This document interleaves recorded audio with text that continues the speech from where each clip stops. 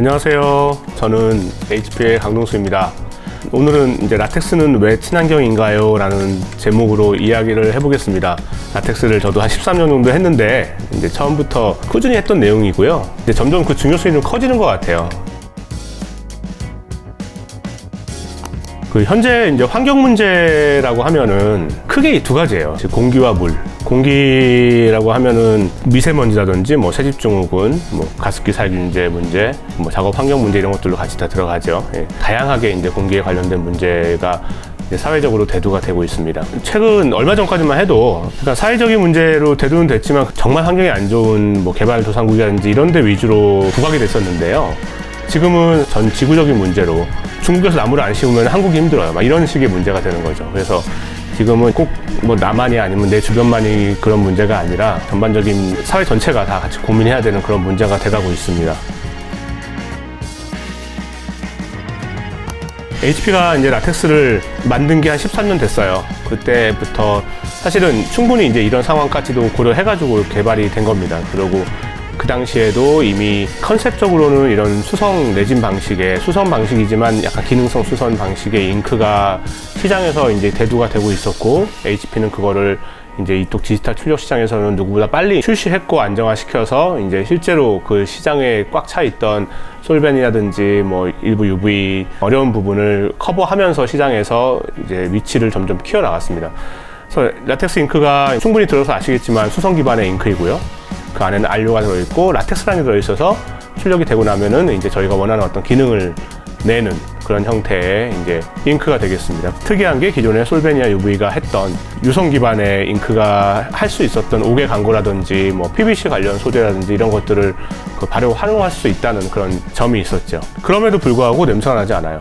솔벤 자체의 어떤 위험성이라든지 그런 것들이 라텍스에는 이제 없기 때문에 이제 라텍스 잉크의 포장재만 보더라도 거기에는 이제 위험 라벨 같은 게 없어요. 그런 부분까지 다 고려해가지고 비휘발성, 잉크 자체가 이제 솔벤은 휘발성이잖아요. 그래서 그 잉크 자체도 되게 조심스럽게 운반을 해야 되거든요. 그런 관점에서 비휘발성이에요. 환경적으로 봤을 때 잉크 관련된 산업의 이런 상황을 보면은 아직 그렇게 좋은 상황이 아니에요. 인위적인 그런 뭐 시장입니다. 그래서 시장에서는 아직도 그 디지털은 얼마 안 돼요. 이렇게 정말 많은 시장이 있는 것 같지만 정말 잉크를 많이 쓰는 그런 시장까지도 다 따져서 봤을 때에는 왼쪽 위에 보시는 것처럼 이렇게 잉크를 조제해 가지고 사용하는 그런 아날로그 방식의 뭐 오프셋 시장이나 플렉소, 오프셋은 주로 인쇄 시장 같은 데 많이 쓰겠죠. 또 이제 텍스타일 시장 같은 데서는 실크 스크린 방식의 특수 잉크를 가지고 천에다가 이렇게 인쇄할 수 있는 그런 시장도 있어요. 볼륨으로 봤을 땐 디지털하고 비교가 안 되는 그런 큰 시장이 있습니다. 거기서는 아직도 이렇게 잉크를 조제해가지고 사용하시는 방법을 이용하고 계시고요. 그런 조제 과정이라든지 공정 중에서도 발생하는 폐기물도 이런 것들이 정말 많아요. 외국에서는 잉크 키친이라고 부르네요. 오른쪽 위에 보면 이제 그 UV 잉크 개발하시는 업체인데요. 제작하는 업체도 물론 이제 각 나라의 규정이나 이런 거를 지키면서 사업을 하시겠지만 환경 영향이 많은 분야인 것은 맞습니다. 그래서 그 동작 원리 자체가 UV나 솔벤 같은 경우는 어떤 강력한 플라스틱을 녹이는 형태로 이렇게 되기 때문에 특수물질 같은 게 들어있어요. 그 안에 솔벤도 들어있고요. 그래서 사람의 피부나 이런 기관들의 물질이 노출되면 좋지 않은 건 뭐 이렇게 알고 계신 사실일 겁니다. 출력 업체도 이제 밑에 보시면 왼쪽에 이제 페잉크 통인데요. 장비를 쓰다 보면은 청소를 한다거나 이런 것들이 나올 때 잉크가 이제 좀 버려져요. 그게 잉크 효율이나 생산 원가 면에서도 이런 걸 줄이는 게 결국은 더 좋은 기계를 만드는 거기 때문에 기본적으로 프린트 예민한 노즐에서 이렇게 잉크를 쏟아보면은 잉크 자체가 이렇게 건조되는 현상이나 그런 게 발생할 수밖에 없기 때문에 어느 정도는 버려지는 잉크, 쓰이지 못하고 버려지는 잉크가 이제 생길 수밖에 없는 구조예요.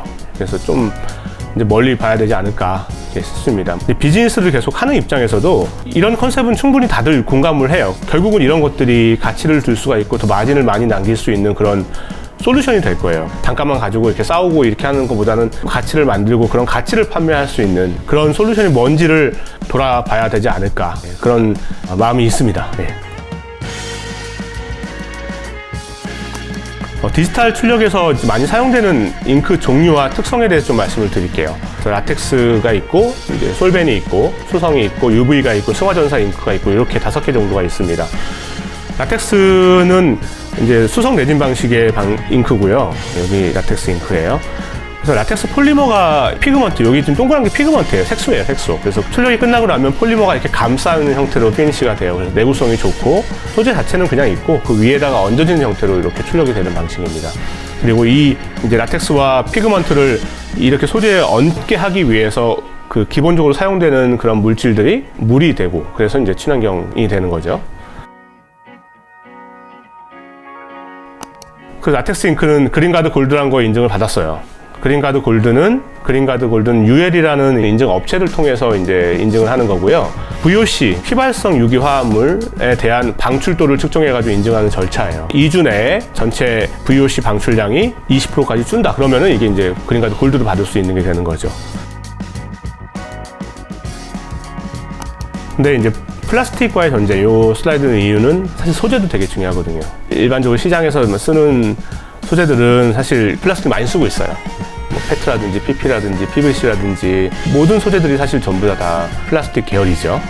근데 보시면 국제적으로 좀 이런 거에 대한 경각심이 많이 있습니다. 그래서 아까 이제 물 쪽 말씀을 드린 것처럼 뭐 오염물질 발생했는지 그런 것들에 대해서 여러 가지 협약이라든지 이제 플라스틱을 적게 쓰자 하는 트렌드는 분명히 있어요. 플라스틱을 안 쓰면 광고 어떻게 하느냐 이럴 수도 있겠지만 사실 개발도 많이 되고 있거든요. 그래서 유럽 같은 데에서는 종이 가지고 보게에서 이렇게 쓰는 내습성이 좋은 그런 종이들도 있고요.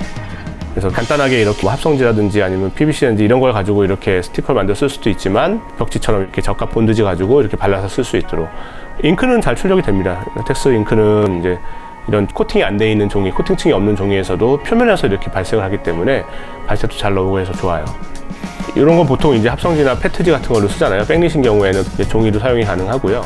라텍스 이제 출시될 때부터 사실 지금까지 이제 한결같이 친환경 솔루션에 대해서 이제 개발하시고 쪽에 열정을 아끼지 않으시는 HP 대형 라텍스 공식 채널 칼라인의 문재강 대표님이십니다. 네, 안녕하세요. 안녕하세요. 간단히 좀 칼라인 소개 부탁드리겠습니다. 칼라인은 지금 이제 올해로 한 15년 정도 창업을 지나간 회사고요. 처음에는 이제 디지털 미술품도 복원을 하고 이제 이쪽에 근무를 하다 보니까 가장 이제 최상위의 디지털 제품을 만들 수 있는 기술을 가진 회사가 되자 이렇게 하고 창업을 했던 회사고요. 그러면서 이제 15년이 지나면서 이제 디지털 솔루션하고 거기에 맞는 이제 미디어나 그런 거를 이제 계속 개발해서 지금까지 고객분한테 그런 솔루션도 컨설팅 해드리고 다른 이제 친환경 미디어도 계속 제조도 하고 제안도 해드리는 그런 업체라고 보시면 될 것 같습니다. 제가 이제 대표님 모시기 전에 친환경 관련된 내용을 좀 설명을 드렸었는데요. 실제로 프린터 쓰시는 고객분들 긍정적으로 어필이 되나요? 굉장히 힘든 부분입니다. 같은 광고 효과를 내지만 이 소재 자체가 어떤 게 친환경인지 아닌지에 대한 거는 이렇게 강제적이지가 않으면 그걸 선택하기에는 굉장히 힘든 문제인 거고요. 시장이 빨리 다가오는 건 아니지만 그 15년 동안에 이 사람들이 생각과 지금 그 이쪽으로 가고자 하는 그 욕망과 열망이나 노력하는 거는 굉장히 커졌어요. 옛날하고 비교할 수 없을 정도로 많이 좋아지고 있습니다. 그래서 일단 칼라인도 이제 예전부터 이런 좀 소재들 개발을 많이 하고 계시잖아요. 그래서 혹시 뭐 어떤 게 있고 좀 뭐 어떤 장점이 있는지 그런 거 좀 알려주실 수 있으실까요? 친환경이라는 부분하고 그 재활용이라는 부분이 어떻게 보면 같을 수도 있지만 어떻게 보면 또 되게 틀린 부분일 수도 있거든요. 대부분은 재활용이 가능해야지 친환경이 되는 게 맞습니다. 그리고 지금은 친환경이라고 하고 재활용이 되는 거를 뛰어넘어서 이제 리사이클이 아니라 이제 업사이클이라고 그래갖고 더 비즈니스를 업시키는 그런 쪽의 방향 설정이 더 많아지고 있고요. 요거는 그 남산 터널 지나가다 보시면은 블루스퀘어라고 있는데요. 이렇게 큰 그래픽의 제품을 만들지만 이 건물벽을 손상시키지도 말아야 되고 재활용이 가능한 소재를 써달라고 요청을 받았어요. 그래서 이제 저희가 이 부분의 소재 자체는 타이백입니다. 타이백은 HDP라고 그래갖고 어떻게 보면 플라스틱을 갖고 얇게 펴서 만든 소재라고 보시면 돼요.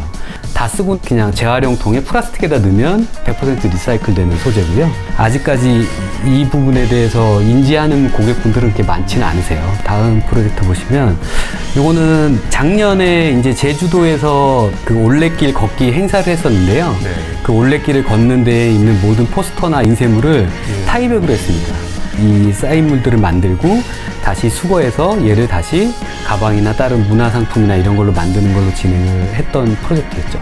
포스터나 이런 것도 출력이 잘 되나요? 잘 됩니다. 이 타이백이 플라스틱이긴 하지만 뭐 HP의 라텍스의 그 3세대 잉크부터는 이 타이백의 인쇄성이 굉장히 많이 좋아져서요. 이제 타이백의 인쇄래도 예전처럼 컬러감이나 이렇게 떨어지지 않고 지금은 굉장히 잘 나오는 편이죠. 다음 슬라이드 보시면 그 제품에 대한 재활용률을 조사한 그 외국 자료입니다. 스위스는 굉장히 높죠. 그리고 아시아권 나라들이 그렇게 많지가 않아요. 혹시 그 지금 이제 타이백 같은 경우는 사실 좀 광고 소재에서는 어쩌면 특이한 소재, 특수한 소재일 수도 있는데 저희가 많이 쓰고 있는 일반적인 뭐 스티치라든지 뭐 페트라든지 이런 비슷한 류에서 좀 뭐 저희 메이저 브랜드라고 하죠. 그런 업체들 중에서 좀 그 친환경 관련된 컨셉으로 개발된 거나 뭐 그런 사례들 좀 있으신가요? 어떻게 보면 지금 타이백이라는 거를 특정적으로 말씀을 드렸는데 타이백에만 국한된 건 아니에요. 저희가 이제 3M 쪽의 대리점도 하다 보니까 3M이 점착 스티커 중에서는 뭐 차량에도 많이 붙이고 하지만 근데 3M의 소재들도 거의 대부분 PVC죠. 그런데 이제 PVC를 기존에 보면 PVC는 친환경이 아니야. PVC는 태워도 안 좋아. 막 이런 것들이 많았어요. 그래서 지금은 그 3M도 이제 480이라는 브랜드랑 40이라는 브랜드가 있는데요. 걔는 이제 PVC를 사용하지 않은 필름들입니다. 그렇지만 PVC보다 기능성은 훨씬 더 좋아요. 그렇기 때문에 뭐 PVC가 아닌 뭐 PU나 아니면 친환경적인 소재들이나 재활용이 가능한 소재로 필름을 개발해서 유럽이나 미국 쪽에 지금 많이 사용하고 있는 건데 그게 아직 좀 접근하기가 쉬운 시장은 아닌 것 같습니다. 3M의 자료인데요. 캐나다 올림픽을 할 때 이런 쪽을 굉장히 많이 신경을 썼었나 봐요. 이제 친환경 올림픽이다, 그린 올림픽이다 이런 걸 굉장히 많이 강조해서 이런 사인물들을 3M 거에 non PVC 제품이나 이런 걸 써서 리사이클 프로세스를 적용을 시켰던 거였죠. 그리고 다음 슬라이드 보시면 처음에 이제 원단을 이제 출력하고 광고를 하고 이제 그 광고물을 다시 수거하고 그 다음에 다시 운송하고 그 다음에 타일을 제조하는데요. 리사이클링 프로세스에서 봤을 때 좀 중요한 게 하나가 있어요. 왜냐면 재거나 운송이나 타일 다시 제조를 할 때 사람이 일을 하잖아요. 그럼 일자리도 다시 창출이 되고 다시 한 번에 일을 하는 거예요. 그게 이제 업사이클이 되는 거죠. 타이백도 그게 되지 않을까요? 타이백도 됩니다.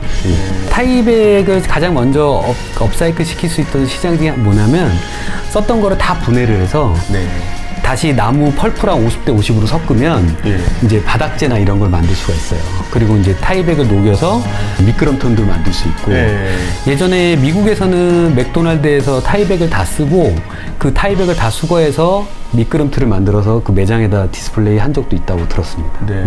국내에서도 그런 거 있으면 되게 좀 눈에 딱 띄는 뭔가가 될 것 같긴 해요.